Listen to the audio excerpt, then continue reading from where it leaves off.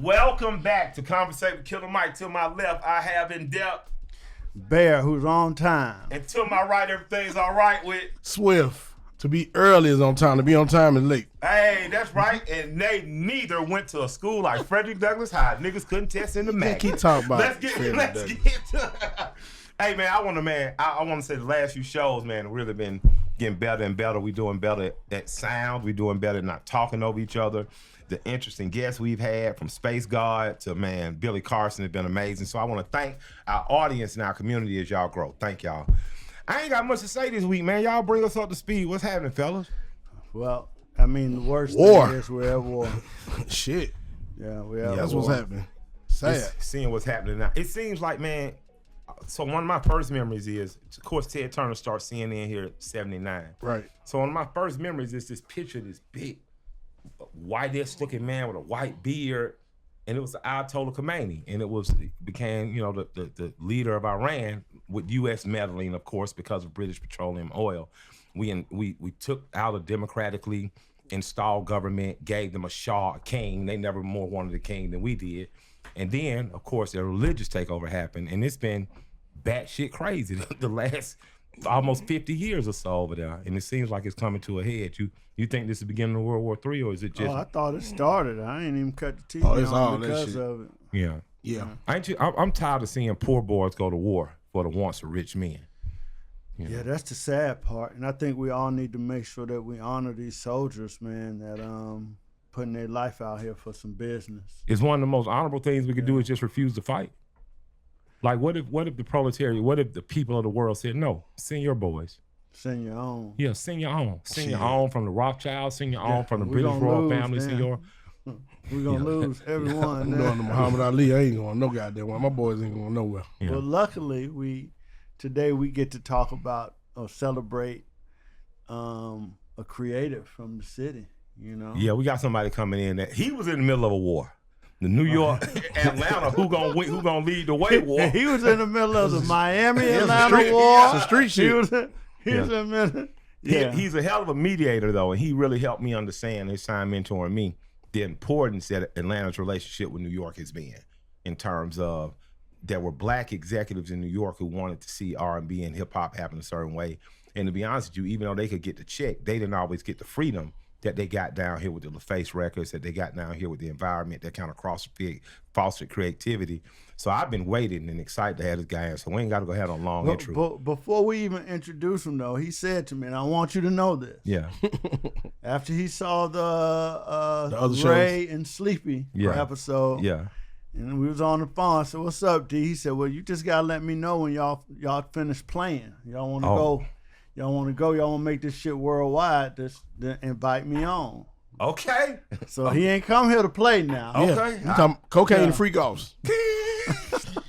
Now I don't know if I know. I'm just saying, what the fuck? Man, I want to welcome this week, man, a man who in my lifetime, I've seen him be a top tier dancing choreographer or dancing choreographer, from Jelly Bean skating rink on up. I saw Scotty ATL say, what's Jelly Beans? After our mayor come, we're going to talk about that, Scotty. You young and need to know more. But he's been a music executive. He discovered Akon and brought him to the world. He was an artist too. He's an artist as well, and He had a record deal. a hell of a big homie to a lot of us young homies with dreams in the hood. I want y'all to welcome Devyne Stephens, man. Big dog. D! What up, D? Yeah. How you doing, man? Hello. Excellent. What's up? What's good? What's good? up, man? I man. am the Scottie Pippen in this interview. Okay, 'Cause okay. Bear's the guy, man. He don't let a room happen without your name in it. That's what's and, up. And I've That's what's always up. thought, man, what a true friend indeed. And then he put me next to you for over the process of a year, man. I really learned professionalism. I really dropped some of my just egotistical pride and just say, okay, you got to work hard for people to treat you that good. Yeah, you know? man. You can't just be good. You got to work hard. Yeah, you got to put the work When in. did you do that? When did your work start in entertainment, man? Oh man, it started Professionally? Professionally? No, just entertaining. Because the first time I ever saw Devyne was in the skating ring yeeking the fuck out somebody. Yeah.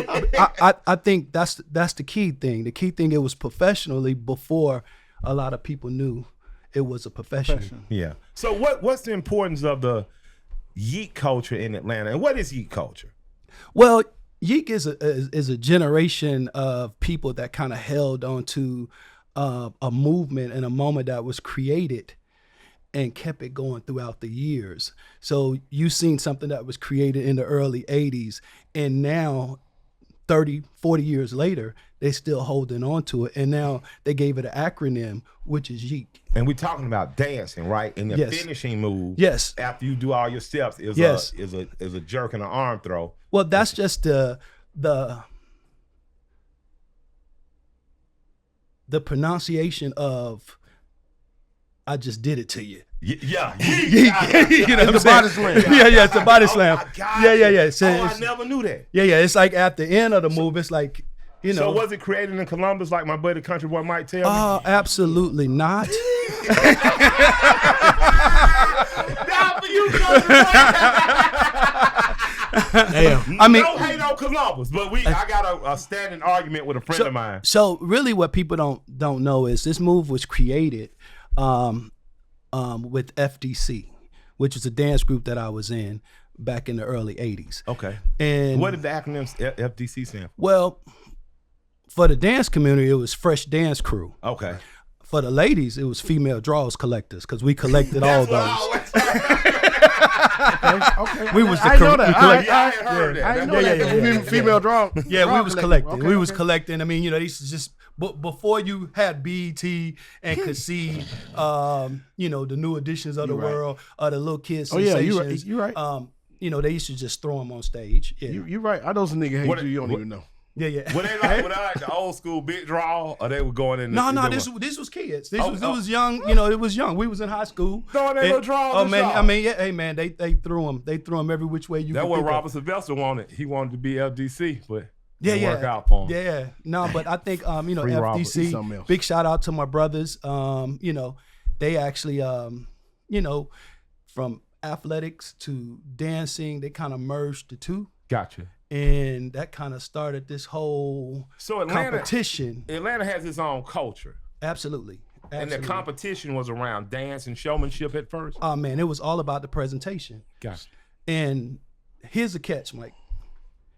Without FDC, I don't think the level of competition in Atlanta would have been even poised or even ready for when a LaFace hit the market. Now, if y'all see me on camera, look over to my left. I'm looking at the legendary A-Dog. Come on, man. A-Dog. But see, y'all call him A-Dog, but see, I know him as Mega Mouth. Mega Mouth. See, Mega Mouth back in the 80s, he used to beatbox and rap. So y'all know him as dancing. Yes. I didn't know that. So we got to make sure we get him on show too. We got to. So he can tell us what Swift really So I'm like. looking at you to see if he said some shit then. Amen, Pastor. He ain't lying. That's all I need to hear. That's what I need to hear. Nah, he was definitely there. What prompted y'all, D, though? Because you're at MD Collins, right? No, I went to Lakeshore. So you went to Lakeshore. To Lakeshore. You know, we was from different areas. So it was Lakeshore, Mays, Thera High School. Yeah. And that's it. Okay. Yeah. Frederick Douglass came In in terms second of, phase. when you're saying that's it, in terms of dance crews? No, from the group, the high schools that we went to. Yeah. So some of us was from Lakeshore. Anthony went to Thera.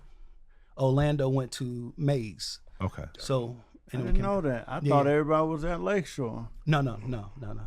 So that scene though, the talent show and the dance scene really was a unifier. Absolutely. I mean, it brought everything to life. And then once you won the big trophy, you took the big trophy over to Jelly Bean just to showcase, you know, the highlight, the high side, you know, we did that. And so my guy Scotty knows when the mayor, you know it's real. You know the culture real when the mayor pop up. Scotty was talking about the East Side, and East Side's been very important to the scene. Scotty ATL. Right. Had amazing young rapper, and he makes calls. But the mayor popped up like, man, you know this all started at Jelly Beans. Scott was like, what's Jelly Beans? We were just like, exactly. Damn, we ain't taught the kids enough. But Jelly Beans was right off Campbellton Road. It was a skating rink, and all sides converged. It was a melting pot for talent. Yeah. So that's where all the kids from all different schools got a chance to mingle. To get together. So if you went to George, you went to Brown, or you went to Washington, you went to Murphy, and all the Atlanta schools would show up to Jelly Beans, including the kids from the South. Yeah.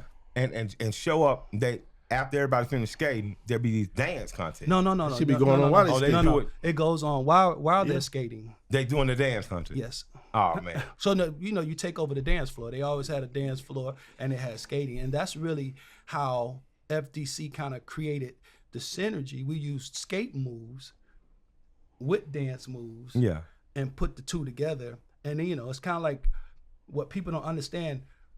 The yeek really is the hustle. Yeah. I mean, your mama, everybody used to do the hustle. Do the hustle. Yeah. So, but we go to the right, and we go to the left. But then they used to take it back, right? And then you go down. But what we did was we just took it to the right, took it to the left, and then when we put the extra on it, this is Saturday morning, we looking at Transformers, watching the Autobot, and we're like, oh, let's use that move, and then we just put. Yeah. Oh wow. And then the goddamn skate. So you just broke some shit down that has never been broken down. Well, you're talking to the creators. You're not talking to somebody who learned it. Who learned it from the creators. Yeah. So who we talking to? You talking to the main stripper.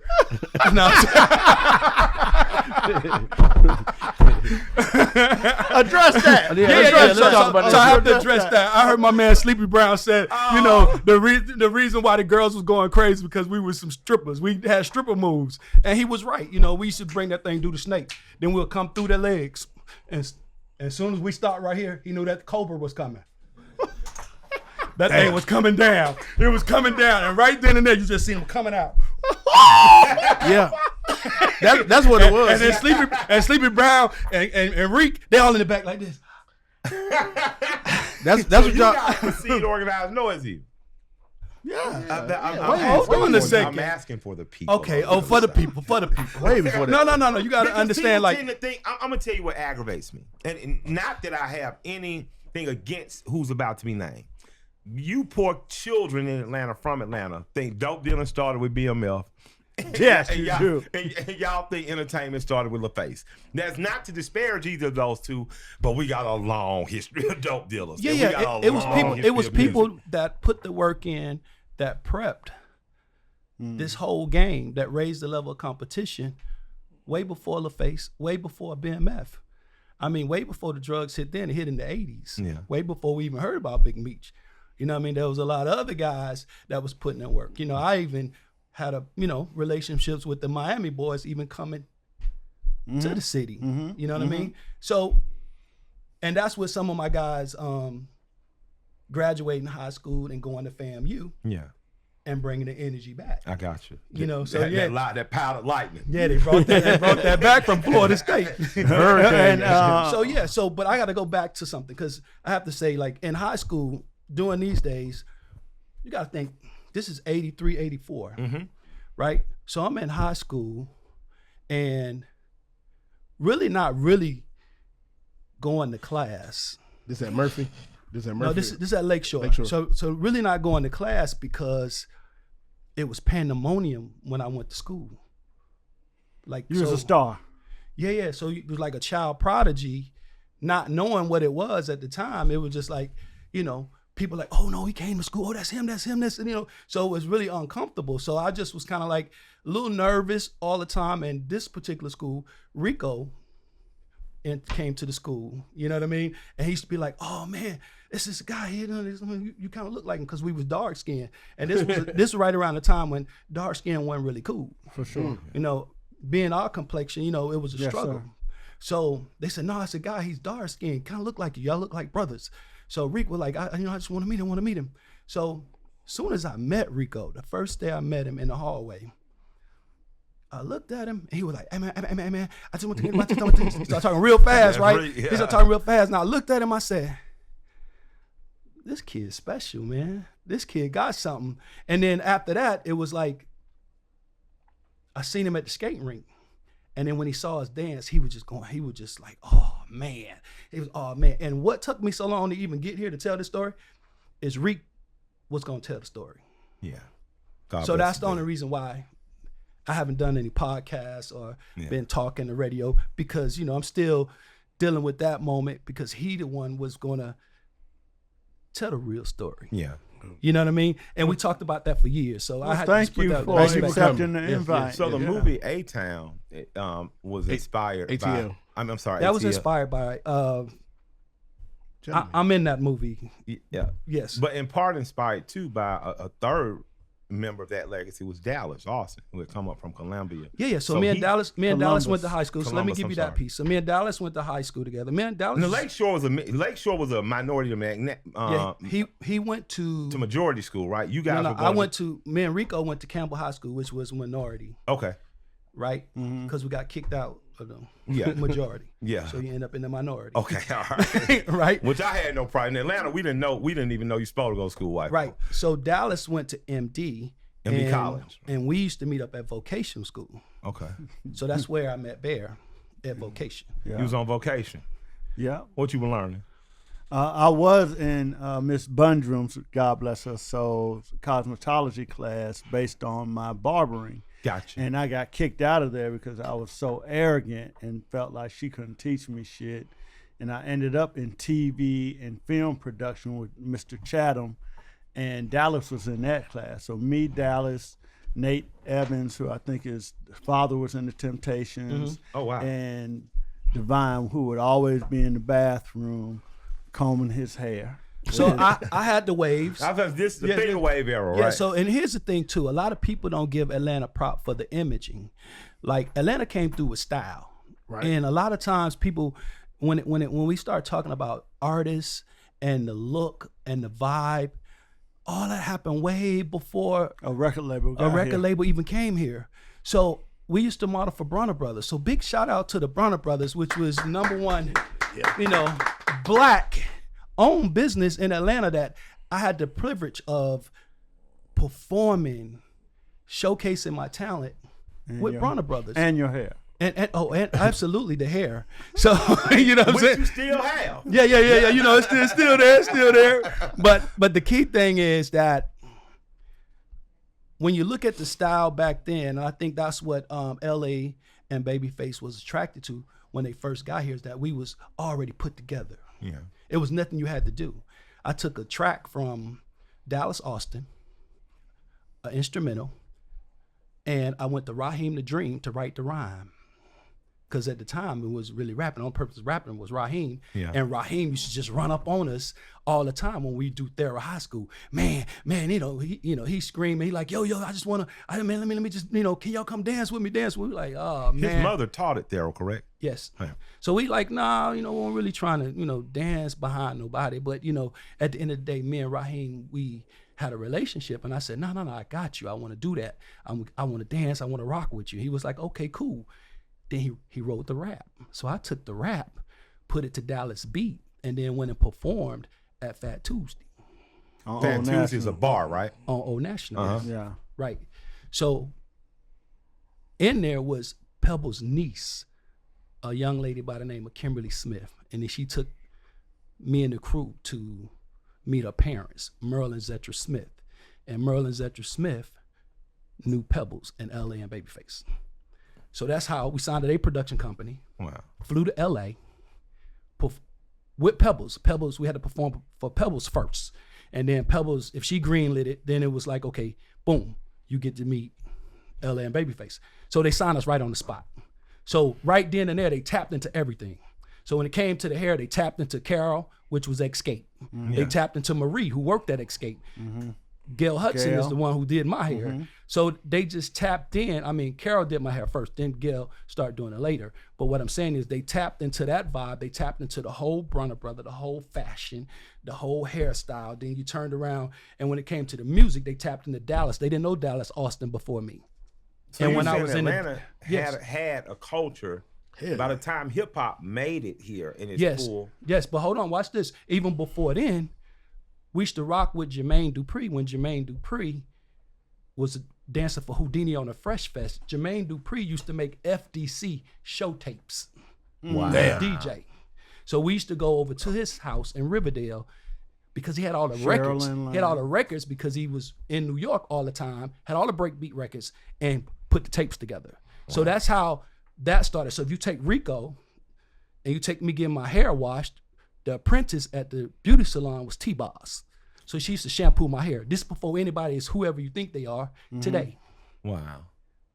You had T-Boss touching all on you. So imagine. I wanted that so right. bad. So, so T-Boss went to high school with us. Wow. Yeah, she was in my cosmetology class. So her and Marquez Etheridge. We was all in the same class. T-Boss in high school, we didn't really like each other. Cause she thought she was she was it. And she was kind of right now. No, but she knew we was it. Okay. So it was like she was kind of right too. But she looked like Cyndi Lauper. She came to school with a whole lot. She did. She had Kool-Aid. She had Kool-Aid hair. She had bandanas on. Hold on, so these new black kids that think they emo rock, they not new. No. T-Ball been grunge. She been punk rock. She been pop star. Oh, is way before they met her. So 85. Okay. Yeah, absolutely. So what I'm saying is, if you take that nucleus right there. And you let LaFace plug in. He was ready, set, go. Microwave. It was already set, go. Yeah. So who jumped LaFace off? I'm the first artist signed there. Oh, He wow. said it was Jermaine. I thought it was Jermaine Jackson. No, Jermaine Jackson was there. You seen him on the photo? He's on that same picture that Bear just showed you. It's another one. Slide it. Okay. So what I'm saying to you, no. He's not the first. There was, I'm the first artist signed to LaFace Records. Devyne Derek Stevens. Is that what that Benz 190 Devyne came? miles per hour. That what that Benz 190 came? Or did miles that per hour was the name? Devyne and 90 miles per hour. Okay. So what we was getting ready to do, we was going after, it was more like Heavy D and the Boys. Right. This is back when Hammer had just started, hitting the scene. This is 89 and 90. For sure. So that's why we called it 90 miles per hour. So you guys in Atlanta as talent shows are starting as early as 83, 84, 85. Yes. You guys were really, really honed in what you were, and the world started to change 85, 86, 87. And by 90, you were. But by then, we had won everything. It was nothing else to win. Locally. So we started doing lip syncs. So they used to pay you to do lip syncs. Tell it. That seems to be big. Tell it. So far as the talent shows, I mean, we had won everything. It wasn't nothing. They stopped letting us get into talent show. Gotcha. So what they started saying, y'all started being special guests. they said, well, you're going to be special guests because it's a lot of kids that go to school here and the kids were crying because they never win anything. And y'all come here and y'all win all the time.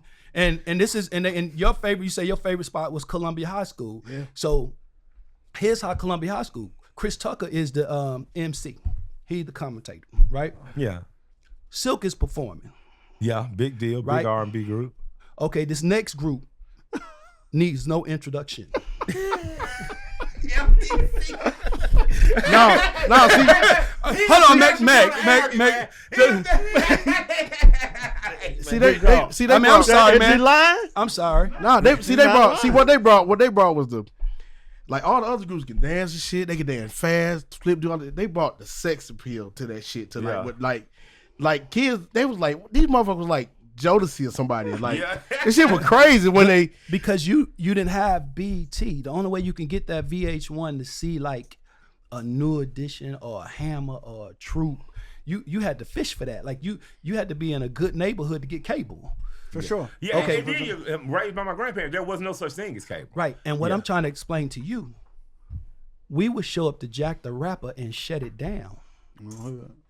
And that's where everybody was at. You know. So all this is going on, but you live in Red Oak Housing Projects. Yeah. I'm straight. I'm I project. never knew you from the project. Yeah. I'm straight from the project. Straight. It was a circus for me. Like I'm living in Red Oak, but my father lived in Capitol Home.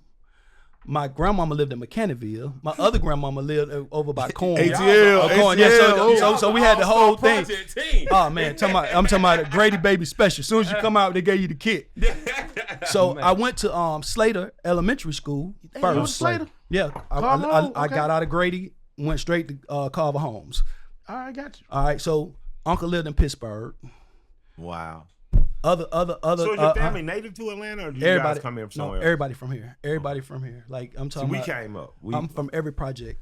I'm from Damn. Boat Rock. So I'm from- how did you avoid the Bullshit. fucking tidal Bullshit. wave of crack, cocaine, robbing, stealing, all that stuff that's going on in one of the most notorious projects on the South Side? Damn Because sure. you had Red Oak, College Park, housing projects, Boat Rock. Martell, on Boat Rock, Hickory Park, all that stuff. How did you? Well, did dancing save you? Entertainment. No, dancing did not save me. Talk to me. Dancing didn't save me. My mother and father saved me Okay, talk to him, D. because they was alcoholics. And so how did Explain that that. save you? Yeah. What that means is what I woke up and I saw every day, I did not want to be. Yeah.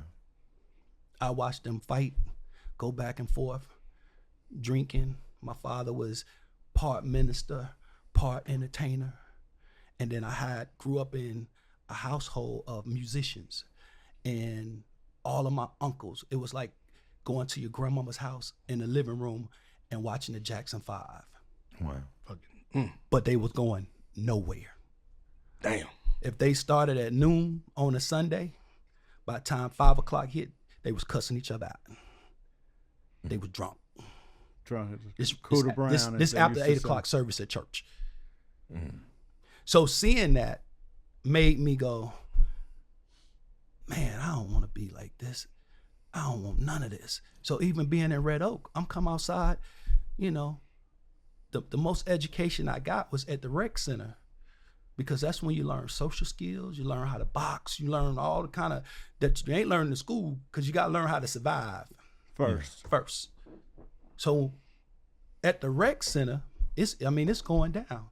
So only thing I would do to escape that, knowing that I had talent, is I was either on the basketball court playing football or I was dancing. But you made a conscious decision as a child. I'm not going to fall into a life of drinking like my relative. No, because at 15 years old in Capitol Home, my father took his own life. He committed suicide in front of me. Dad, yeah. So at that moment, it wasn't me making the decision. Yeah. It was me going into God Witness Protection Program. I understand. And he covered me. I got to give a nod to someone who comes out of your class who's working in the same field. Shanti Das has Silence of Shame. Yes. So people that are out there that have that compulsion, you know, we got to get Shanti on. Absolutely. But she talks about that, how Black people's suicide rates are not being addressed and they're rising. So thank you for mentioning that and sharing that with us. If I may ask, not to interrupt you, at what point did you meet Kevin Wells?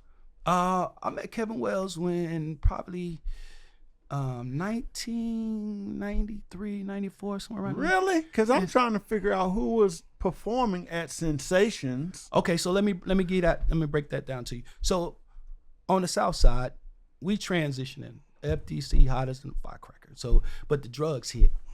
So when the drugs hit, yeah, we got in it. We went to work. We went to work on, you know. So it didn't escape me. It's just when I started selling it, it just was more so like I was seeing the reaction from the people. So I had a lady come up to me one day and she said, "Oh, big man, come on, big man, let me get one of the things, big man." And I sold it to her, right? She left. By the time kids got off, the bus came, pulled up. She had to go get a kid. I'm watching her. She go get the kid, come back. She come back. I think she gonna pass me, go to the house, but she came directly to me with the kid. Yeah, man. She said, "Come on, big man, big man, big man. Just big man, just one more, big man, big man." I said, I can't do that, man. I said, I can't do that. So when she walked away, I turned around and I started crying. Right? I know I wasn't no drug dealer. I was just trying to get by. Right? But Hold on, say that again. I knew I wasn't no drug dealer. I was just trying to get by. I started crying. And then right after that, I was like, oh, I can't be out here killing. I know God didn't put me here for this. I mean, I had a whole spiritual warfare going on at that age. It was like, I can't do this. And this ain't me. So what I ended up doing is taking the dope and the gun and all that and gave it back to the man who actually gave it to me and told him, "Man, I'm sorry, man, this ain't me." And he looked at me, was like, cause he saw the star quality in me. He said, "I kind of figured it wasn't."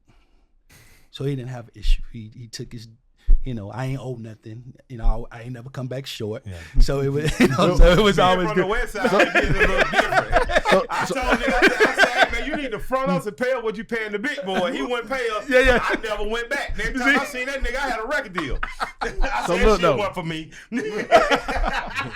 Why they call you Big Dog then? I mean, that came from just being in the projects. They used to be like, that's Big Dog, you know, because you can carry yourself a certain way. Like I always carried myself as a leader. Yeah, man. I never really been a follower. You know what I'm saying? It's kind of like, you know, you might get into certain things, but even if I'm in that thing, You taking that shit over.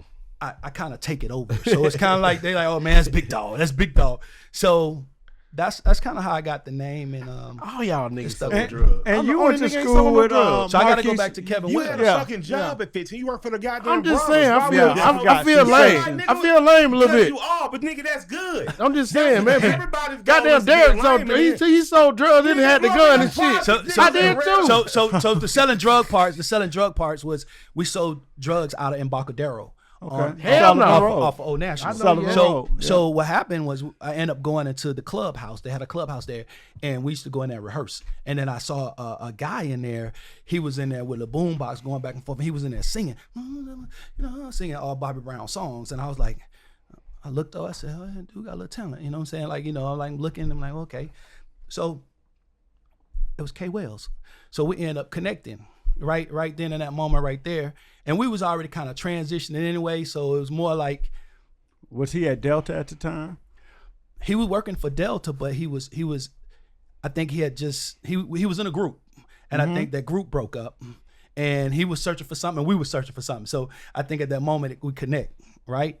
So we start doing shows together. I brought him in, start getting him on the FDC level of performance, and you know he locked in, and he got it, and we started doing shows at Sensation. Which was a nightclub that my godfather owned on the east side. For sure. Covington Highway, goddamn. Right, and they're part of the whole Miami regime that came up. So when did ABC come into play? Well, ABC really didn't come into play until me and Kay had a disagreement. So this is how me and Kay And used to ABC operate. is another bad creation. Another bad creation, the dance group. They didn't really come to life to this disagreement. Other than that, we was on a roll. At this point in our career, K-Well could have easily been Bobby Brown, and we could have been Heart and Soul. For sure. I got you. It could have easily been that. I mean, I had him like he could have took over the world, but the only difference is we didn't have a manager. K was like the oldest, so he would go book the shows. So K would book the shows, and he would come back to me and say, okay, we're going to do this, and I go, okay, cool, we're knocking these shows out. I said, well, okay, how much we getting paid? And the moment I say how much we getting paid, he look at me like, come on, dog. He started licking his lips. Dog, man. Damn, for real? Man, you know, dog, man, we just gonna go in here and rock this one. You know we gonna win. And I said, yeah, I know all that, but how much we gonna get paid though? And he's like, man, let me go check, man. All right, he go do whatever, come back. Man, they gonna give us $50. They gonna give us $50. I said, $50? A piece? Nah, it was $50. No. Back then, the 50 was big time 50. So it was like, okay, cool. Start selling dope again. So look, damn. we come up, boom, we hit it, boom, knock it out, we win. Do it again, and Kay was getting more into it and more infatuated with the women. Like it was more like, let's do this for the women. Now you gotta understand, I'm 13. It's been women the whole time. It's been girls for me.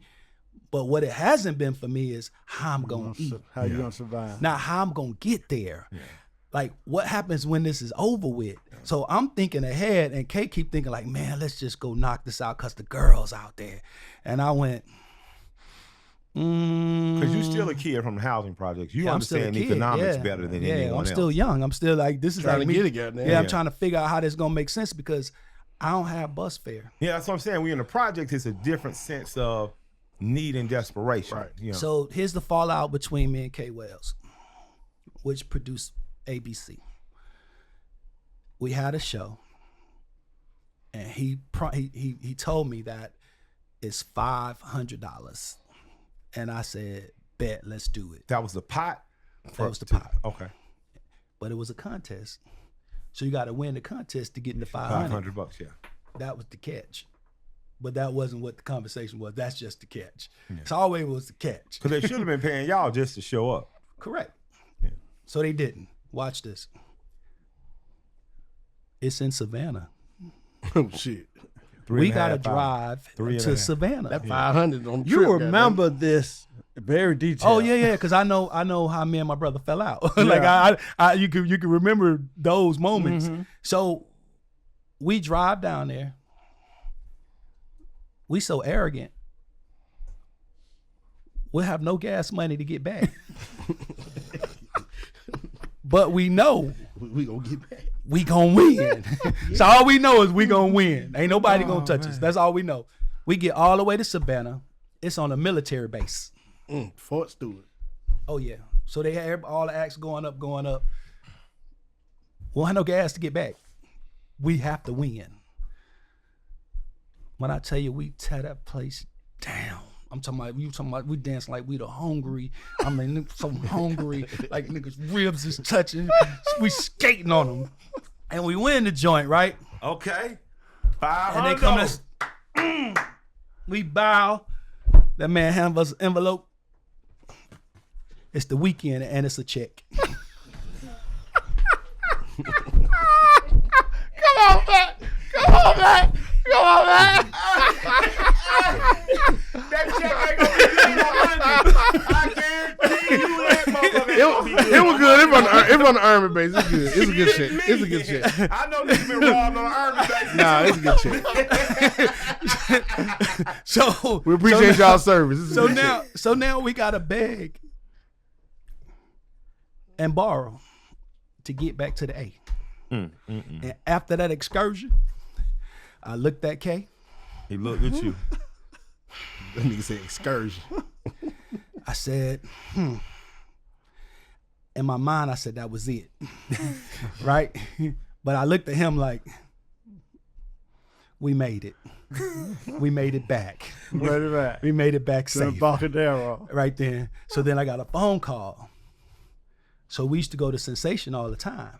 So I'm at Sensation. Where was Sensation? Sensation on the east side. It was on Covington Covington Highway. Highway. It was a huge. So- it was a huge club too. So Yeah. this the night, Black Derek, I went from Big Dog to to Black Derek. to Black Derek. This one Black Derek, because there was another Derek in FDC. Yeah. So this one Black Derek became famous. We had Sensation. And Bobby Brown was performing. Who? Bobby Brown. The Bobby Brown. at the biggest. At Mr. Prerogative Bobby Brown. Mr. Don't Be Cruel Bobby Brown. Okay. Okay. So he's at Sensation. He's performing. And I'm a hometown favorite. So this is my house. Right? So Bobby Brown. Hold on, this nigga finna tell me beat Bobby Brown. So Bobby Brown, I mean, he performing with heart and soul. I'm on the side like, man, if I could just get Bobby Brown to just see us dance one time, maybe he'll take us on tour with him. So, club jumping. I mean, it's packed. It line up down the street. Hold on. Exclusive. Line down the street. So I'm sitting there. I'm like, okay, we on the side. Me and my boys on the side. You know, it's a little stage right here, the DJ booth right here, whole nine going on, and Bobby up there. Don't be. I mean, he killing. Go Bobby. And I'm sitting there like this. Yeah. Yeah. So as soon as he finished, he got finished, everybody screaming, Bobby, don't be, Bobby, he won't get off the stage. You know, it's typical Bobby. So he loving it. He handshaking, he pumping, he thrusting, handshaking. I looked at the DJ, I said, drop it. Doom. They got that Planet Rock. No, I'm moving the crowd back. We're moving the crowd. We're moving the crowd. So now Bobby don't know what's going on because now it's crowded up there on the stage. It's crowded on the floor, but we moving everybody back. Boom, boom. He don't know what's going on. Boom, boom, boom. He looking like, Y'all cranky. He trying to see what's going on, but he see everybody doing this, moving back. Y'all part in the Red Sea. Part in the Red Sea. That's it. And as soon as they parted, I slid right to him. Came down and did like this. The whole club. They ain't do yeet with your head, did they? Yeet! With the hair. With the hair. With the goddamn hair. With the hair, with the Willie West suit on. Oh, with Willie the West. leather, with the white socks. Willie West. Bobby Brown looked and was like, what the Who is these niggas? Oh, and then he did like this. He ducked, he did like this and went off the back, went down the steps. They was like, yo, what just happened? You see the guy, oh, he just did Bobby Brown. He did Bobby Brown. So everybody going crazy. Club going crazy. But Bobby didn't understand, but the whole Atlanta was with us. So that's what threw him off. So then I tell my godfather on the club, I said, hey man, I just want to meet him. Cause he's still your hero, right? A hero. I'm trying to get on. I'm tired of going to ask Godfather, can I go in the kitchen and make my own wings? Cause I ain't got. I'm tired of selling dope. Yeah, I'm trying to get on. So I just You need gas money, goddamn. yeah. So Bobby and I remember this like yesterday. Bobby in a white Jag, and he parked out back. And all the girls and everybody around back then, whatever little cameraman was around, a few of those around. Bobby signed an autograph, whatever. And then I think Jeff was his security, Jeff Dyson. I remember that. Jeff. So big shout out to Jeff because Jeff was a real one. Jeff saw me come out to the back. They brought me back there to meet him. And then they kind of pushed me to the front of the line. So I'm like, reach my hand. I'm like, no, just hold your hand right there. You Bobby. And I reached my hand out. I said, yeah, man. He don't don't reach your hand out because I reached my hand. I'm me. Bobby ain't shake my hand at all. Damn, Mr. Brown. So, but guess what he said? Guess what he said, Kill? Guess what he said? He said that was cute. Damn. Nigga, you done called my side. No. He thought we were gay. Yeah. Because he didn't understand. No, he didn't understand Wow.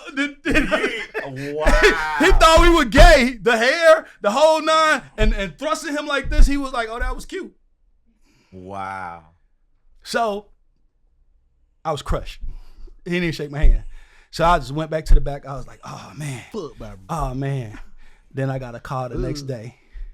Jeff said, yo, Brooke, you got to meet this kid that Brooke went Payne. off on, Brooke Payne said, you got to meet this kid that went off on Bobby Brown. Wow. And then they brought me down to Cheshire Bridge Studios. And they were there. That's where they were recording or whatever. And I got a chance to meet everybody. And then you fast forward later on in life. I'm a fast forward story, so you'll understand this part. That me and Bobby became cool. I went on to work with Bobby, do some things later on in life with Bobby. And then my assistant called me one day. She said, hey. She said, where you at? You come home early? Where you at? I said, I'll be there in a second. And I ain't come home right away. She said, you got a surprise guest. I want to see you. And I said, okay. I still ain't go home right away. Thought it was some but I didn't know girl. who it was. So I called back. I said, I'm almost there. She said, well, don't worry. He's sleeping on the couch. And it was Bobby Brown. Damn. Yeah, we had developed a relationship back then, So even fast forward the story, at one point I was going to sign New Edition to Interscope when I had my deal with Jimmy Iovine over there. Oh, wow. So, and I also did a whole, I did a BBD album. So we Well, we got the story, so you can just edit, right? Yeah. Hello, I'm Michael Render, also known as Killer Mike, and I'm here to talk to you about Rocket Money. Here's a wake-up call story. So check this out. I remember when, me and my wife were just living royalty check to royalty check. We weren't knowing what we were doing, and all of a sudden, a royalty check comes in for $60,000 for rap music. And man, we didn't go buy a car. We didn't immediately move out of our condominium. We went and bought an investment property. It took us about 2 years to get that property in shape and ready to rent. We did a deal with HUD, got a HUD home meter in there. For the next 10 years, that property made me 10x what I ended up investing in that property. So that urgent moment of what do I do with this little money that feels like a lot of the time, the best thing for me to do was make an investment. And I cashed out that property, spent 2 years getting it right. It just spent over the last 12, 15 years paying me back. So I'm happy about that. Subscriptions, Rocket Money tracks them, and it has the ability to cancel unwanted ones within the app within a few taps, saving users over $880 million in canceled subscriptions. Rocket Money sets budgets, goals, and gets personalized insights and regular reports, receives real-time alerts for large transactions, upcoming bills, refunds, and low balances. Users create a financial goal with Rocket Money, save more than $70 on average within the first 30 days. Rocket Money is a personal finance app, and it helps find and cancel unwanted subscriptions, monitors your spending, and helps lower your bills so you can grow your savings. Let Rocket Money help you reach your financial goals faster. Join at rocketmoney.com/Killer Mike, all caps. That's rocketmoney.com/Killer Mike, all caps. rocketmoney.com/Killer Mike, all caps. How did you meet Puff? Because that came up on the. Okay, it's two parts. So I met Puff with Usher when he was doing the EP. But how I got in business with Puff was through Kevin Wells. Okay. Let me ask you something. Because when Puff came down here, I'd always heard it was when he had been released from Uptown, fired from Uptown. Yeah. And he came down here. You guys, I've always heard Kevin Wells and him, you and Kevin Wells helped reset him and introduce him to essentially an Atlanta swag that he took through the rest of his career. Yeah. We gave him the kit.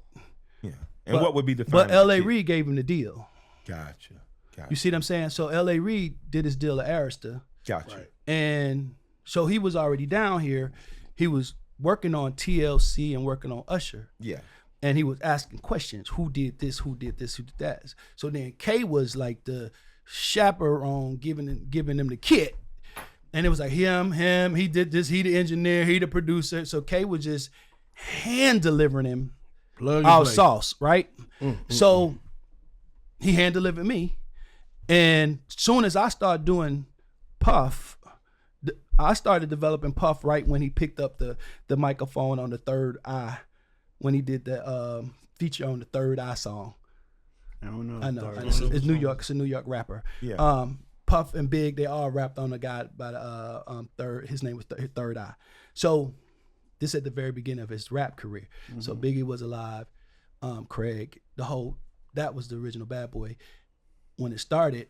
But the thing I'm about to tell you is this: the moment I start developing Puff and giving him the bop,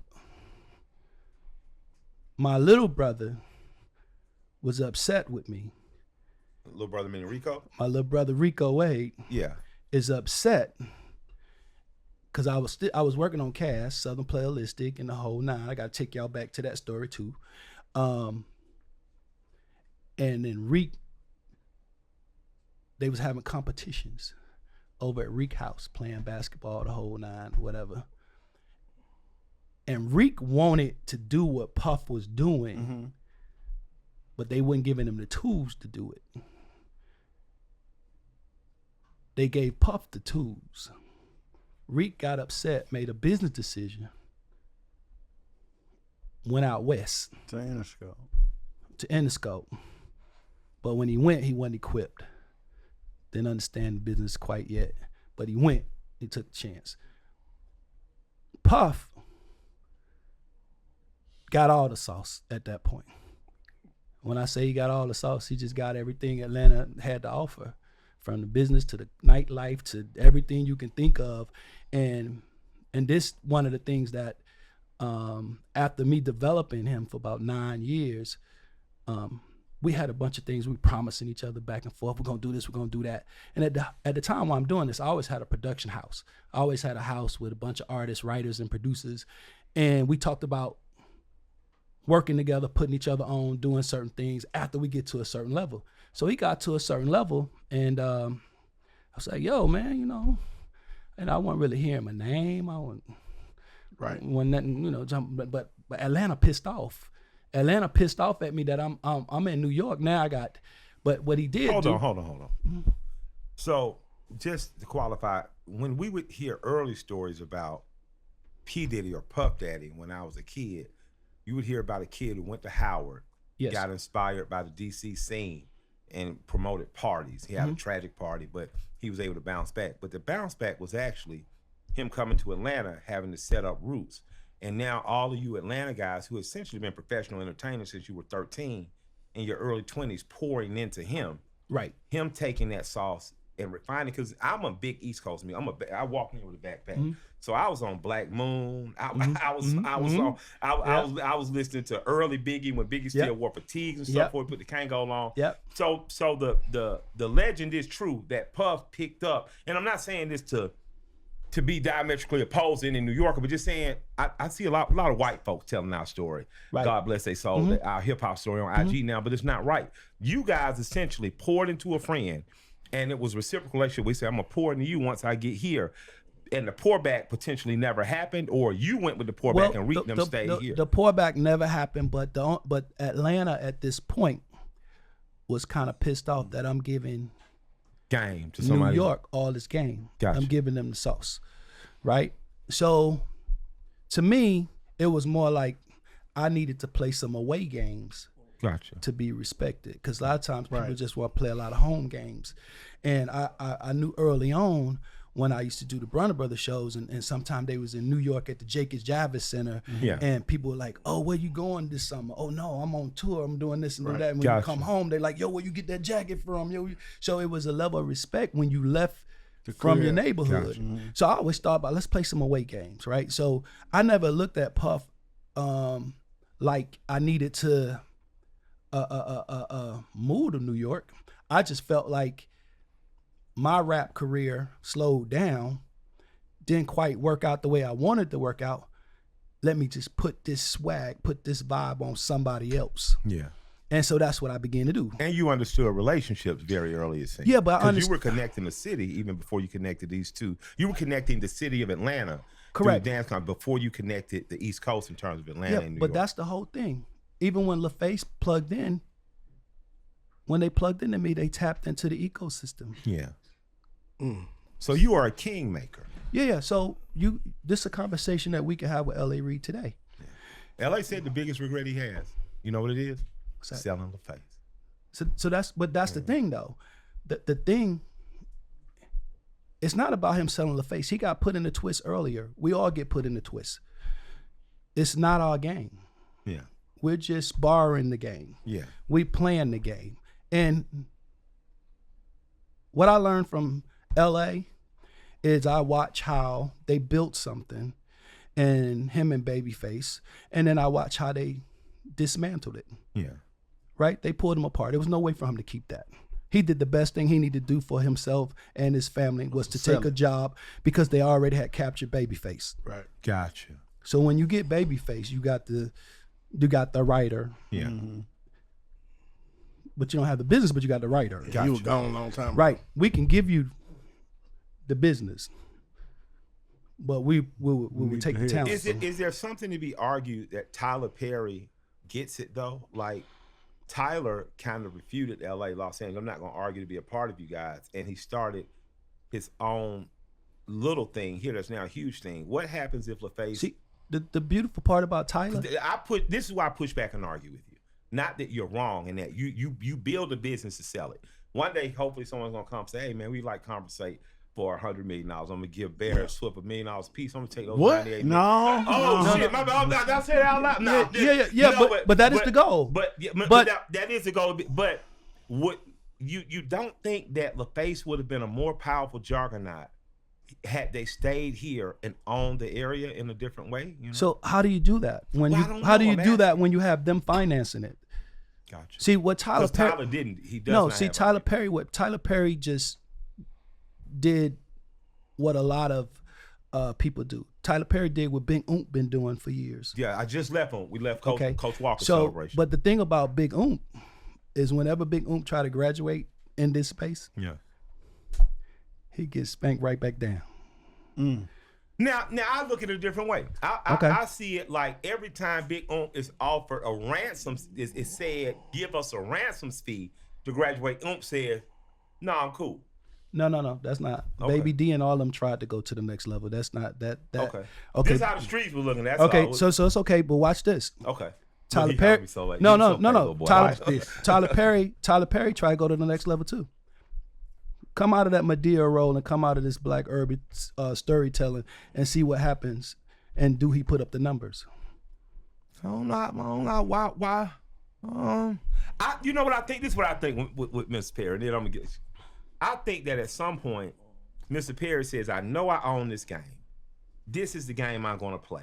And when I get ready to snatch a gear, they're gonna come with me." And I say that because Uncle Joe's, that trip he has, is hilarious in a way that's beyond black people. It's hilarious if you like Revenge of the Nerds, if you like Porky, if you like any of that. So for me, it's just about how does he market that to get to a wider audience. But beyond that, after Mr. Perry has dominated for years as he's done, and he's going to continue to do, some point somebody's going to come and says, I have the Black Star Wars. And he's going to be the only person in the world with the bank to finance it and not interfere with it and say, we need a light-skinned guy. He's going to be the guy to believe in a big dog. But he don't control the space. Now, I got you. Okay. I understand. But he doesn't control the space. So even in the music business, let's do this. It's no different than Rico, Outkast. Whenever you become popular and you hit this threshold, they divide it. So do we have a ceiling, Devyne? Can we never break it? Can we never own any of it for ourselves? I'm complex and I'm puzzled by how black people fail at success. Right. How black people fail at success? Yeah. What do you mean? Expound on So we can ride together. Yes, sir. And we can make it as two dope boys in a Cadillac. Yes, sir. But somehow when the money come, we divide it. Hollywood divorce, man. I want to play the flute.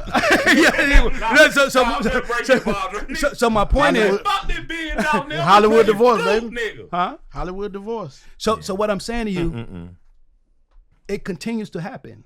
Yeah. It ain't just happening with LA and Babyface. On every level. Gotcha. That's what No. you're saying. It kept happening. It keeps happening even to this day. Right. Right? So my point is, there is a thing that we have to hurdle over, but before we can hurdle over that, the inclusion of us. Well, who has hurdled over it? Who has, like, Has in your anybody opinion? made it? Yeah. Who has that thing? Yeah. Michael Jackson seemed to have figured the game out. And Who won. has that thing? Yeah, who hurdled over it? Kind of like what they. I would say nobody, because we don't own the platform. Right. And we ain't come together long enough to figure that piece out. We can have 1,000 meetings, 1,000 million man marches, and the whole nine. We can all get together. We can gather. We can have a conversation. But we have to put our money in a pool in a pot to own any platform. That's like our friend Hannah, who says to me, she's like, Mike, a lot of the Korean businesses that start, you literally go into a grandmother's bedroom like, hey, this is what we need to start a business. She's coming from under her mattress. They're not asking for outside finances. And then once that business becomes successful, they put back into that pot. That pot grows to be a stronger one. So they're actually borrowing and lending from one another to grow. I understand. Right. So watch this. TLC get upset with Pebbles. Yeah. Right? Split. But who cut the check? Does Pebble cut the check or does Clyde Davis cut the check? Clyde Davis cuts the check. Okay, so who he upset with? Yeah, you shouldn't be upset. But who do we turn the gun to anyway? Yeah. That's real. The gun is directed towards you anyway. Yeah. Okay, but you don't cut the check. Yeah, but you're responsible. It's like a head coach who's losing a job almost versus an owner. Absolutely. The owner. Yeah. Absolutely. And then you just move The on. owner can't And be. so watch this. So right now today in the music business, if you can name me top 5 curators, black executives that's winning all at the same time. Yeah, why does it always have to be a competition between us? It almost seems like we're working for companies at the detriment of one another, and at no point do we go have meetings backstage to say, hey, this is how we're going to handle this to circumvent it. It doesn't even have to be anything public. But what's going on that we always seem to be fighting so hard for our masters, but the only one who ends up dying is us? It's called control, and the only way you can control the game is financially control it. Yeah. And that's where we're falling short. What made you understand that? Because you were one of the greatest entertainers I've ever witnessed with my own eyes. You found talent in people like Akon and others. What made you understand? Oh, this is a money game. Because I'm Calvin, the commercial kid, the kid that worked at McDonald's. He started off sweeping. Yeah. Oh wow. Gotcha. And then So you learned it like a franchise owner from the bottom up, from the cleaning bottom bathrooms, mopping floors, flipping burgers, all the way up into this. I'm sitting next to the. Yes, because you got to think. I work with Teddy Riley. I've worked with Eric Sermon. I've worked with Jay-Z. Yeah. I worked with Mary J. Blige. I worked with Heavy D. That's New York, all these infrastructures, but I started with Dallas. I started with JD. Yeah. I even signed Future, but he was Meathead. I apologize. And shouts out, God bless you. Okay, so my point is, you start looking at the game and all these people have infrastructure. Yeah. And then you see everybody rise to a certain level. And Time then and time again. soon as you get to a certain point where you think you hotter than fish grease, here it comes. It's the same thing. Same thing that happened with me and Akon. And that was a hell of a find. Now watch this. Who take a chance on an African when it wasn't even cool? In hip hop. His complexion wasn't even cool in hip hop. Damn. Big Daddy Kane had made it cool for Dawson. Y'all can't keep No. going with Dawson That nigga into black. the See, side. no. Yeah, he Big way Daddy blacker can't. than This is Oh, yeah, yeah, see, yeah. no. I'm We just saying. no, we talking blue black. We ain't talking black. Right. Navy dark black. skin. We talking about The nigga did have waves though. Paul Mitchell. From Runner Paul Brothers. Mitchell. You talking about Paul Mitchell? Runner brother. I came from Runner brother. Paul Mitchell. I thought this nigga was super nigga. But the point I'm making is Shouts out to to Akon. build something. When you build something, they come in. Yeah. And what I'm saying to you, it happens more in the music business. What Tyler Perry has been able to do with his talent, I don't see Tyler Perry using the same attorneys that we use. I understand. I don't see Tyler Perry using the same infrastructure. It's almost like Al Heyman. When Al Heyman came through as a promoter, he wasn't using the same people that we use. He used his buddies and his allies at Harvard. Yeah. So what I'm saying to you is, these are the people that kind of understand the business and the model on how to push the envelope forward Yeah. with their own infrastructure. And if you use the same circle of people, oftentimes these people relationship supersedes their relationship with you. Yeah, but you got to understand that our infrastructure was handed to us. Yeah. Right now, if you got an attorney, who they with? And with you and with me. But that's my point is, a lot of us came down, we all got the same attorney. Attorneys, yeah. And if you want to be ushered into the system, right? If you're an exec, you got to use this attorney. Right. Yeah. They to get in. got the contracts. Gotcha. So it's the infrastructure. Just to play ball, you got to use the same motherfuckers. So that piece of paper that you signed, Yeah. I remember I was getting ready to change a artist publishing. I was getting ready to change R. Kelly publishing, and I realized that he had a deal that was 75 years old. He got the same deal Jane Brown got, Oh shit. because they ain't changed the law. That's a They 50-year-old. Yeah, changed the that was structure, and they I waited made 50 it more 50 years. So now fair. we're talking about the internet, where the whole regime now is being broken down. The system is being broken and rebooted, but at the end of the day, they're owning all the streaming services. So here we go again. Yeah. Change the rules on your ass. No, what we doing is we hell of a curators. We're hell of a talent, and they like to display the talent, and we like to serve the talent, but we don't own the restaurant, and it's okay, because we're not good at owning a restaurant. We never learned that part.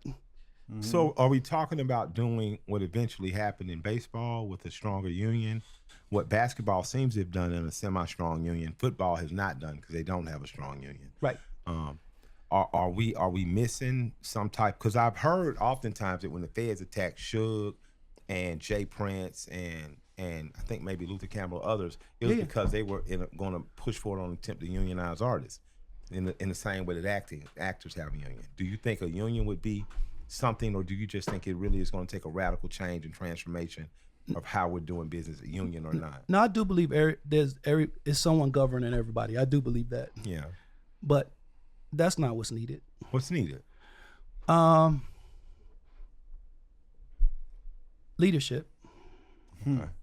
And what does leadership look like? Okay, so let's have a $1 billion conversation. Okay. I'm We with really can't have I'm that because here we're not listening. billionaires.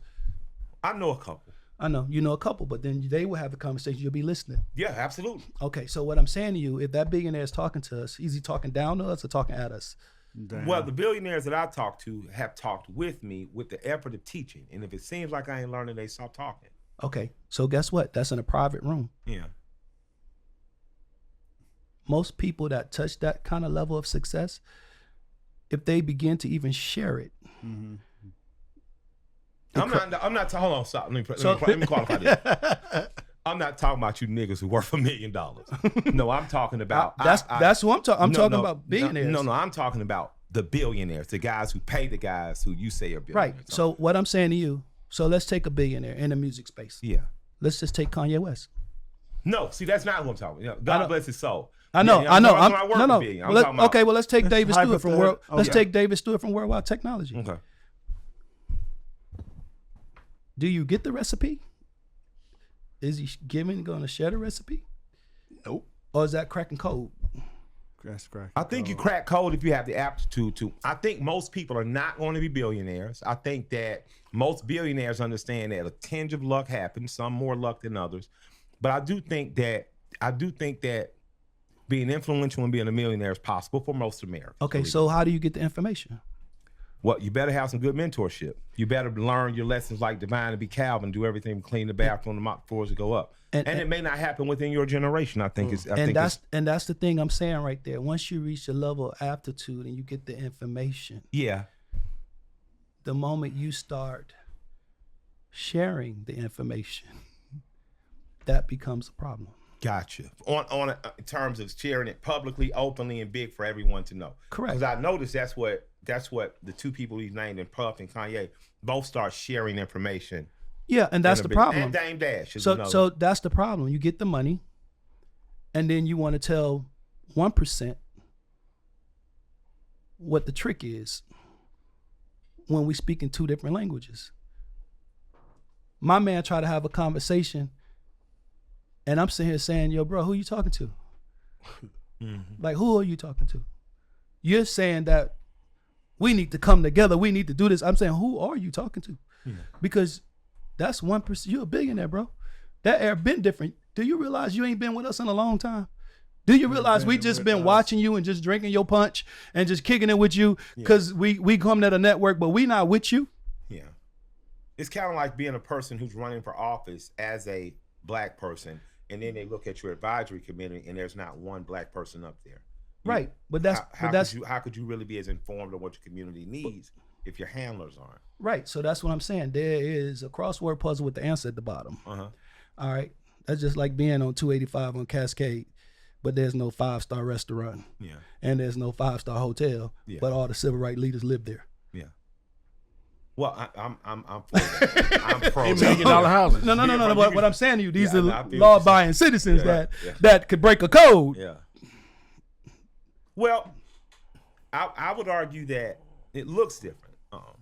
But I'm with you. I digress because I'll say I don't want to get too deep into politics. No, not politics. I mean, I don't even. I'm talking about money. This is what I'm saying, and it brings us full circle. You couldn't have happened anywhere but Atlanta. Meaning, you're not just a child that was used for dance and entertainment and then just done away with when done. You are a Calvin that mop floors, that clean bathrooms, that work your way and matriculated up. You understood the power of relationships. You understood the power of professionalism, and you rose. Atlanta, in our economic development, has used public and private cooperation to work. You look at that Gulch that's being built there, that beautiful Phoenix hotel that came up there. I know 10 black people that are invested in that.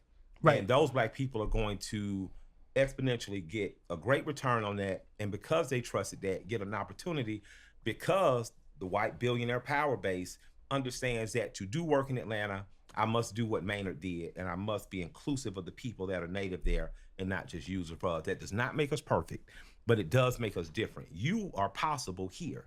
You are possible to cancel because of the relationships you've made, and you're here. Right. It's possible to cancel because your mind moves in a different way because you left here and learned different and came back. Right. You don't think my, that... my goal was to go out to all these different places. Everywhere I go, whether I'm meeting with billionaires, millionaires, thousandaires, hundredaires, all roads lead back to Atlanta. I agree. All roads leads back to Devyne Stephens Academy. Yes, sir. And what that means is I'm always giving back to what gave so much to me. Yes, sir. And learning the game and learning politics is just what it is. Yeah. Because these relationships, we can say the minority invested. We could say the minority had that contract. We could say the minority this. We could say this. But at the end of the day, the key to success is unity. Yeah. And if we could unify in a way musically, because us three can go in the studio right now and make a hit. But we can't put that on paper and show that we just changed millions of people's lives to get our own institution. Yeah. Because so if I was given an opportunity to say curate the world's biggest show, and they say, well, Mike, you're going to curate the world's biggest show, I would never want to do that by myself. I'd call Devyne, I'd call Kevin, I'd call Bear, I'd call the guys that have handled growing this scene, and you guys would be willing to get in a room and say, well, this is what we're going to do. But what I'm saying, you kill is this. Tyler Perry, he could create a piece of content with employees, staff. He could show you how he employing people, how he feeding people, and he could put this package together and he can give that to the city. He can show you how many people he's employed. They can turn around and say, here go tax and incentives. He does that, though. Right. Yeah. What I'm saying to you, so do you. Yeah. I'm not down to do on a smaller micro level, but yeah. No. Your level is on a major level because you employed so many people that's not necessarily connected to you. Yeah. You know how many people we really put on? Yeah, a lot. We just said we put Puff on. Yeah. Mm-hmm. Yeah. That's $1 billion empire. Yeah, absolutely. That we don't share in. Absolutely. So in the music business, in Atlanta, I know you're saying that I may be a pillar in Atlanta that could, this couldn't happen anywhere else. But Atlanta is the only place you can come and plug in and don't check in. Yeah. Yep. So what's a check-in look like professionally? The check-in look like what you describe. If you go to Houston, you check in. Yeah. You go to LA, you check in. You go to Miami, you check in. You come to Atlanta, you plug in. No different than we're talking about outsiders. We're talking about when But you don't think those people leave with a different mind state? Like I would say I've seen outsiders plug in, but I've also seen those outsiders have to deal with our politicians, our local black bourgeoisie and business people, and they've had to be an active participant in a way that now they might not have been fair in terms of music, but they've had to do some things in terms of making this city better and opportunities remain. I mean, it's always been follow the leader. Okay. I mean, we can lead by example and somebody could follow into that. Mm-hmm. But we're the only place where you can come here and set up shop. Gotcha. Like you could be an Alex Goodwin and have a nightclub and we could be standing outside trying to get in. Yeah. But we don't, but my point is not to say that about Alex. I'm just saying he always showed me love. I'm just talking about in general of natives. Yeah. You can plug in Atlanta. Puff could come here, take over the city. He did. And nothing. He had the personality too, though. And he gave him the sauce. No. Of course. I mean, Atlanta listen, I'm gonna put this on the record. Has nothing to do with what his preference are, personal preferences. Yeah. Whatever he do. But when it comes to talent and working, identifying, and curating, nobody does it better. And work ethic than Puff Daddy, right? You know, and what I have experienced in terms of the creative side of that has been phenomenal. Yeah. So I wouldn't change any of that. Only thing I'm saying to you, to this day, we got to do better on supporting each other in terms of music. That challenge is accepted, absolutely. Yeah, because we're failing. If you take, here's this, watch this. If you can name me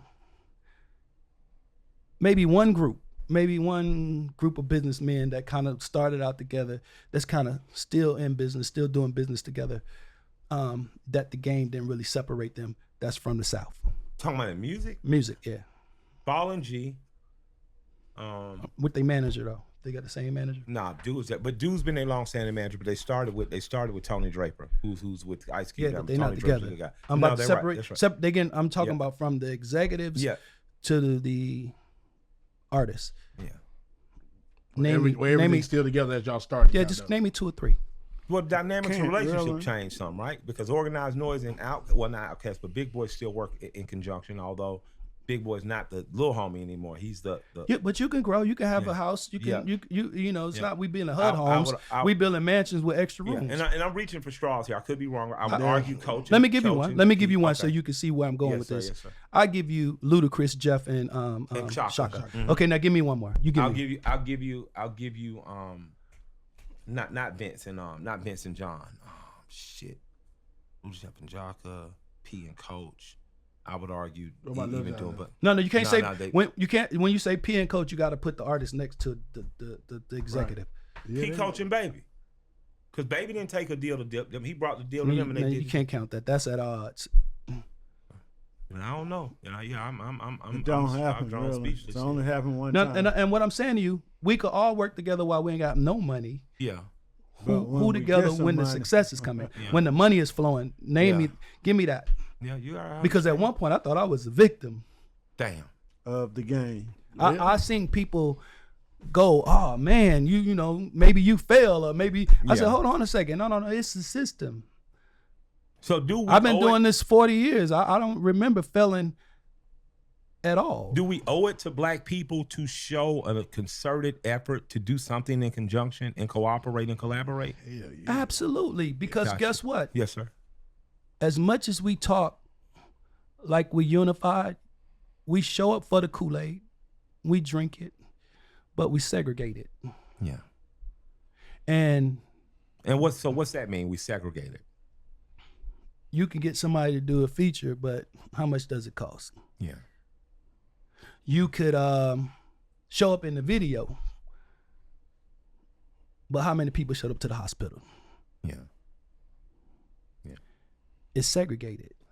I'm not talking about we're not really unified. It's just, you know, business partner. But I've been knowing you. I've been knowing you. Yeah, you know what I'm saying? Well, you my man, you know my man.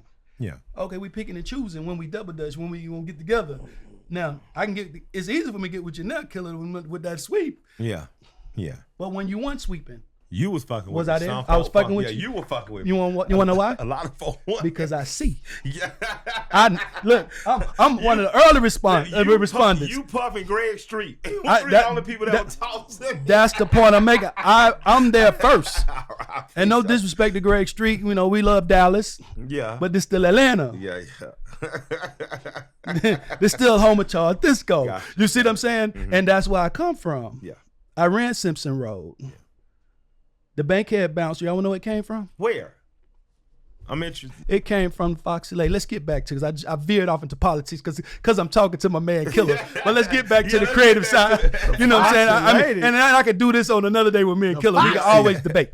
All right, so let's get back to the Bankhead Bounce. Yes. I'm at the Silver Fox. Yeah. Silver Fox. There used to be a pimp. His name was Red.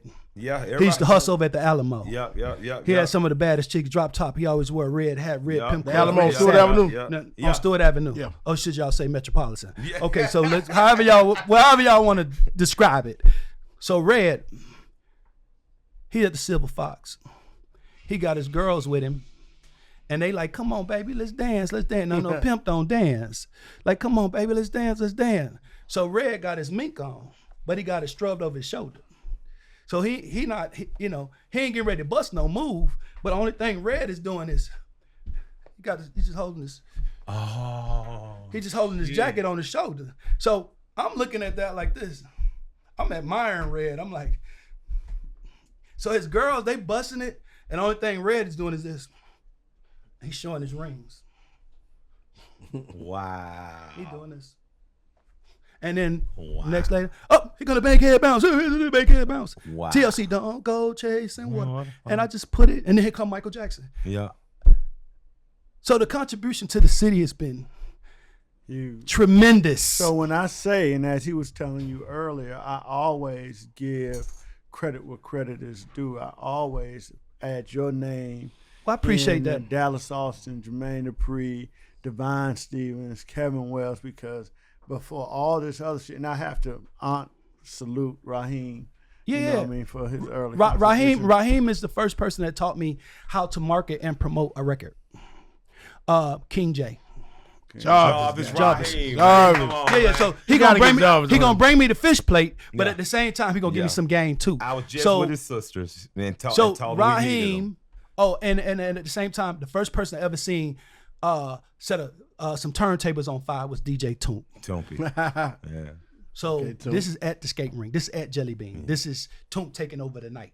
So before he went to Miami with Luke, because he played some away games, and then that's when y'all gave it up to him. But I gave it up to him before the away games.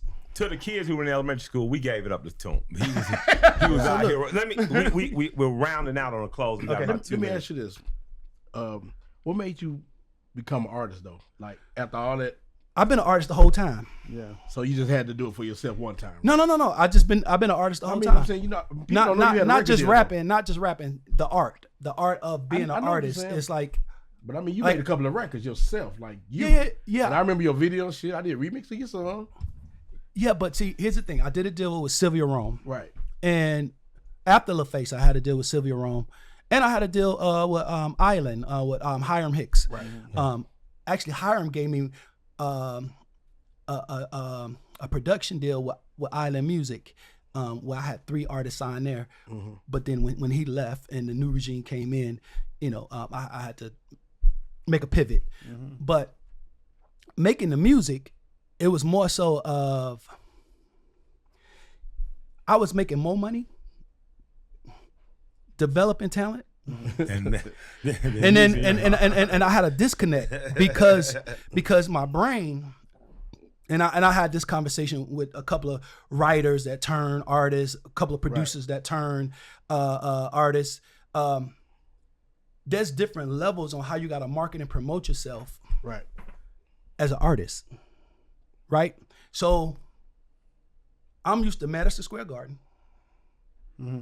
Headline. So, but you telling me I got to get in a car, In a promo van. in a promo van, and I got to go to Macon, Augusta, Savannah.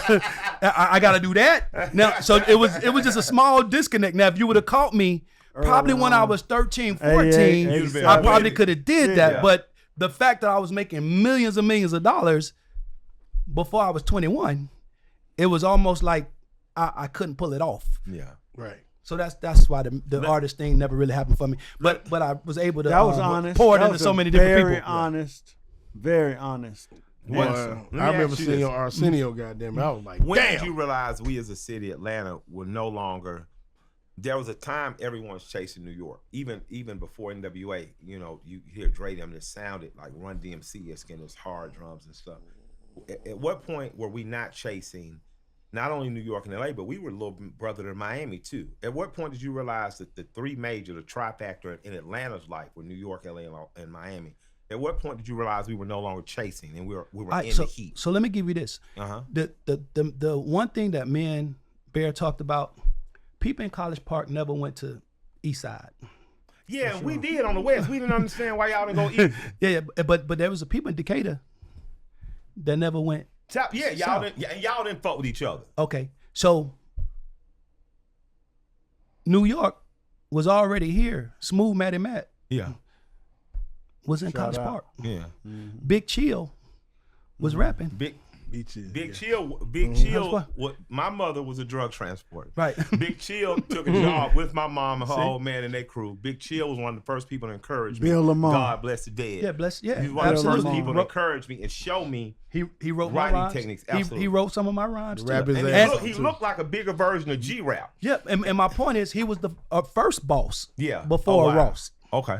Yeah, he was. He was amazing. Right. So what I'm saying to you, that was going on that side, and then Edward J was going on the east side. Yeah, absolutely. Counter Roll, Flea Market, baby. Right. So, but they wasn't chasing New York. They ain't have cable. Yeah. Got you. I They were understand. doing their own thing. They was just Success doing in their thing. effect. Oh, roll it up my homeboy. Ghetto Mafia. Straight from the dick. They weren't chasing New York. They may have heard something that was down south because they might have went on a little promo run and went to a different station, or been, got exposed Yeah. to something. But they wasn't chasing New York. New York wasn't chased. In Atlanta, yeah, they was an influence of hip hop. You could sit there and say, okay, I want to be like Wu-Tang. You don't think Jermaine chased New York some, or even LA? And I mean that in the most respectful No. way. Jermaine was JD very, is the king of keeping his finger on the pulse. Yeah, because yeah. No. Watch this. Watch this. Okay, talk to me. Watch this. JD. Who I have a huge amount of respect for. Right. All the respect in the world. But what I'm saying to you, JD, keep his finger on the pulse. Yeah. If this is hot, JD gonna come in and top that. Yeah, he gonna do what you do and put it on steroid. Whatever era we in. Yeah. Amen. With the A-Town drill. Whatever era we 40 in, years. he's gonna master that, With the put his A-Town drip. thing on it, and then throw the A on it. Yeah. He don't really get the credit that he deserves. I always yell his name. He deserves far more And credit. the only reason why I don't get the credit because they don't feel like it's original. But it's perfect though. That's the thing. If he No, perfects it, I'm just does trying it to have tell be you. I'm original? trying to tell you what. Yeah, you're right. So Yeah. so when you look at, and then Atlanta is so fruitful that we don't really have a genre. Yeah.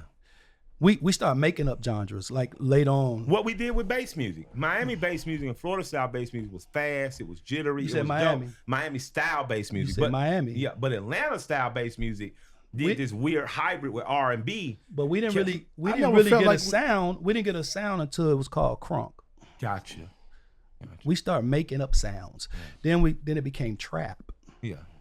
So you talking infusion? It's been infusions. From hip hop to jazz, whatever from Outkast to funk to it's been infusions. But what I'm saying to you, Lil Jon Gave us a sound. called it crunk when he infused the booty shake. I would argue John got that from Memphis, but that's another argument. Yeah. I would argue Yeah. he pulled it from Buck music. In Yeah, Memphis. wherever he got it from, Yeah. he gave What it a did title, with So-So He gave Def it a- Bass he gave it a All-Stars. name. Yeah, but He gave it a title. I understand exactly what you're saying. and that's also JD. So Def Bass. Oh yeah. So what I'm saying to you, JD is the pulse. I agree. And right now today, I want to have a national holiday for JD. I agree. And I agree. you know what I'm saying?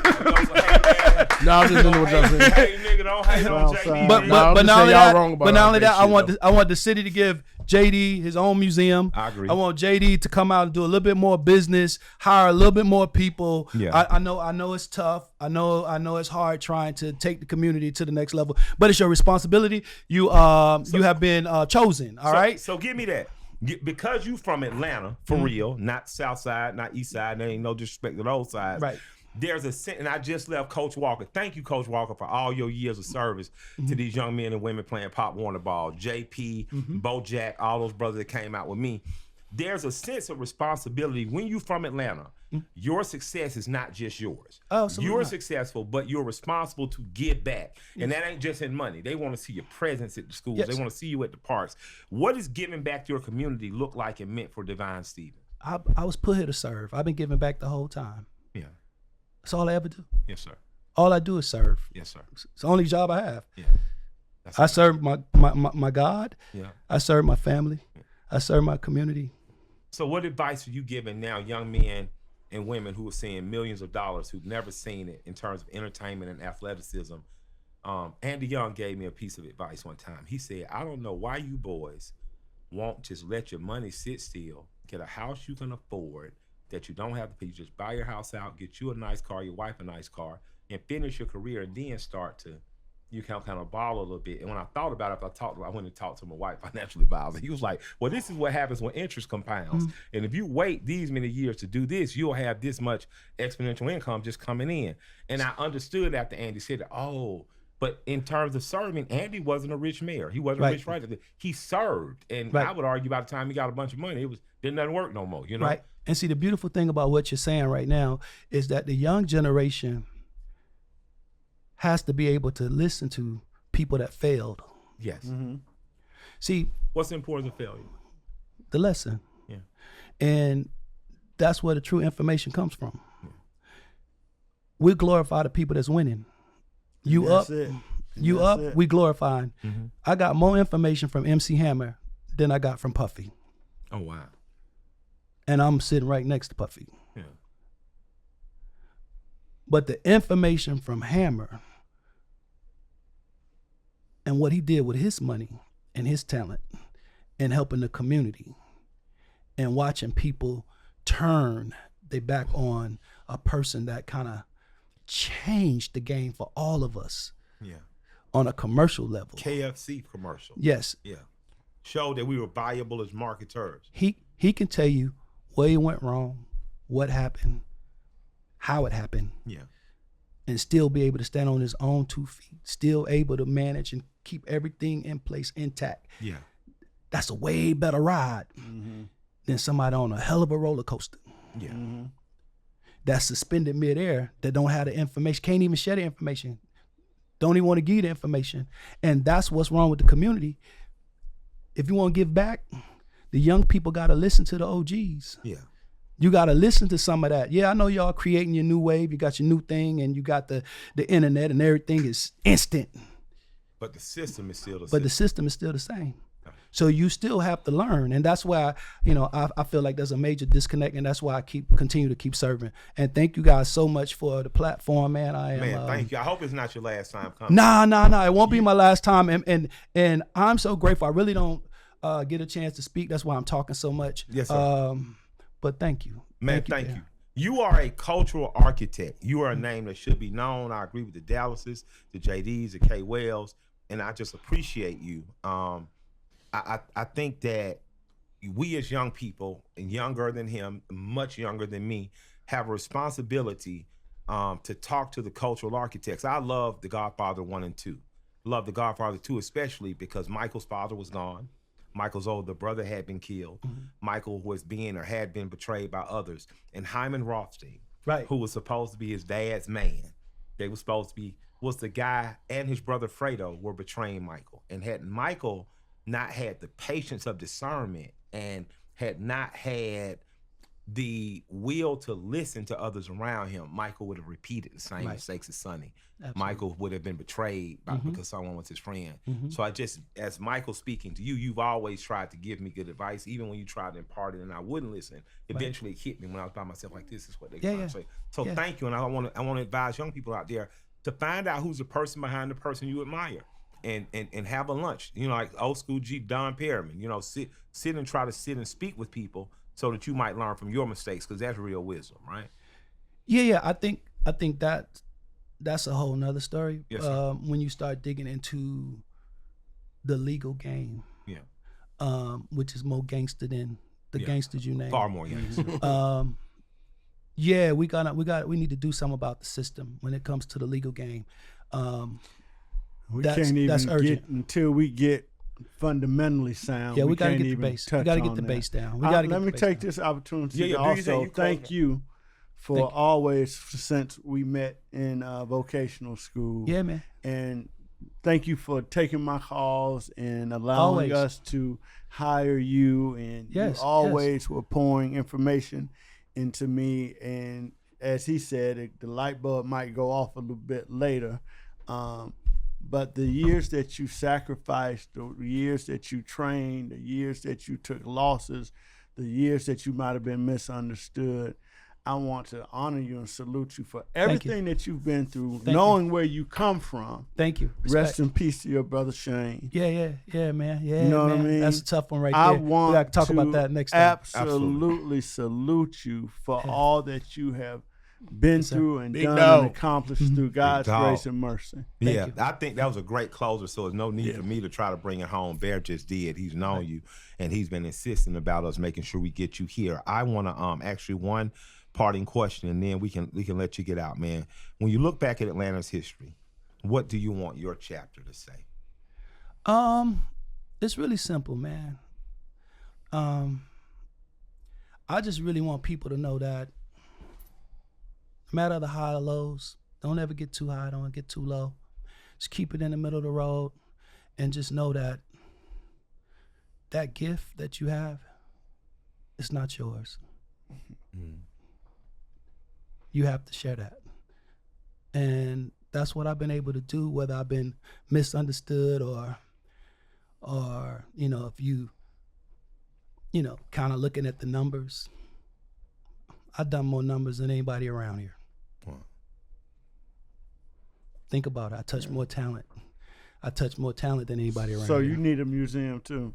I'm working on 84 acres right now with affordable housing, senior citizens living in daycares. I would create my own. Well, we want to thank you for coming, man. And I want you to plug like, what are you doing now? Where can we find Devyne? Is there a website? Is there a 501c3? Are there projects that we need to be supporting of yours? No. I'm underground. I'm underground right now. I'm under construction. Gotcha. Yes, sir. And I'm building something so phenomenal. God has put something on my spirit and my heart to do. And the mission is, it's a real tough task, but I got it. Me and God is working through it. Amen. And it's not one of those things that I need to give to a bunch of people to poke holes in it right this second. I think me and God got it, and I can't wait to share it. And when the time is Wait right. to have you back. Man, thank you for having on thank you for letting us have you on Conversate, and I look forward to having you back. I appreciate you, OG. And thank you for so giving much, me the jacket, man, that you got on. We appreciate that. Native, Hey man, it's native Atlanta. Native You know what I'm saying? This jacket right here I wore back at Charles Disco. You know what I'm saying? And I also wore that Mr. V's figure 8 for the players. Love, man. Thank y'all. My name's Michael Render. They call me Killer Mike, and this is Conversate. I just want to conversate. I just want to conversate, which I want to convert.